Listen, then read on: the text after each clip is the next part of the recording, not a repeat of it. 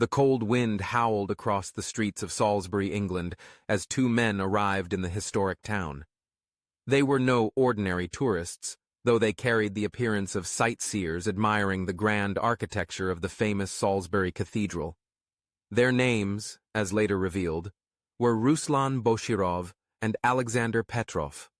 But these were mere aliases, fabrications woven into the web of Russia's most secretive and elite intelligence agency, the GRU. Their mission was unlike anything seen in the modern era. Their target?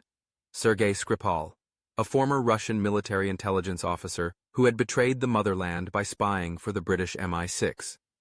Having been convicted in Russia and later exchanged in a spy swap, Skripal had been living a quiet life in Salisbury. He believed he was free, beyond the reach of his past. But the GRU never forgets.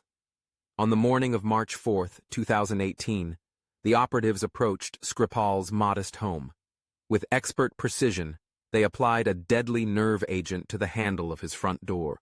It was Novichok, a chemical weapon so potent that even microscopic exposure could be fatal. The assassins left no trace, no immediate evidence of their lethal act, and disappeared into the bustling streets. Hours later, Sergei Skripal and his daughter Yulia, who was visiting from Moscow, collapsed on a park bench in the city center. They convulsed, their bodies shutting down in reaction to the poison. Bystanders watched in horror, unaware that they were witnessing the first ever known use of a military-grade nerve agent on British soil. Emergency responders rushed to the scene, but they had no idea what they were dealing with. The Skripals were transferred to intensive care, their fates uncertain. As British intelligence agencies scrambled to unravel the mystery, CCTV footage surfaced. It showed two men arriving in Salisbury, their movements precise and calculated.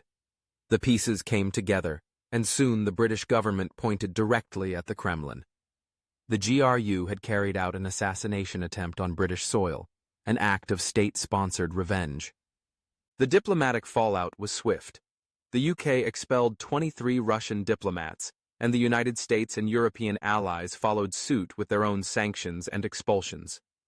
Moscow denied everything, even as mounting evidence tied the operatives to Unit 29155, the GRU's elite team specializing in sabotage and assassinations. But the reckoning didn't stop there. Months later, an innocent British citizen, Dawn Sturgis, came into contact with the discarded Novichok in a perfume bottle. She died, a victim of a poison meant for someone else. The attack, already brazen, now had collateral damage. Despite global outrage, the GRU remained silent. The operatives vanished, returning to the shadows from which they had come. Their message was clear. Traitors will always be hunted, no matter where they hide.